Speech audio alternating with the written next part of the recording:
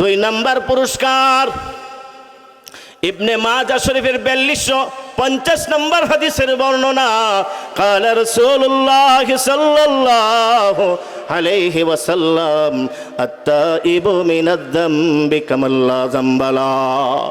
আল্লাহর হাবিব বলেন, যেই বান্দা বান্দি আমার যে উম্মত খাঁটি তওবা করবে, তওবায় নাসুহ করবে, খাঁটি দিলে অন্তর থেকে তওবা কইরা, আগে নফস এবং শয়তানের গোলাম ছিল, সে আল্লাহর গোলাম হয়ে যাবে। এই খাঁটি তওবার বিনিময়ে আল্লাহ তাআলা সেই বান্দাকে নিষ্পাপ মাসুম শিশুর মতো তাকে নিষ্পাপ বানায় দেয় এবং তাকে জান্নাতের অধিকারী বানায় দেয়। যার গুনাহ নাই সেই জান্নাতে, ঠিক না বেঠিক? তাহলে কয় নাম্বার উপকার পাইলেন? 2 না, 2টা উপকার। তওবা ইস্তেগফারের, খাঁটি তওবা লাগবে, খাঁটি ইস্তেগফার লাগবে, কারণ আমরা আনছি হলো দোয়ার জন্য, তওবার জন্য, ইস্তেগফারের জন্য, ঠিক না বেঠিক?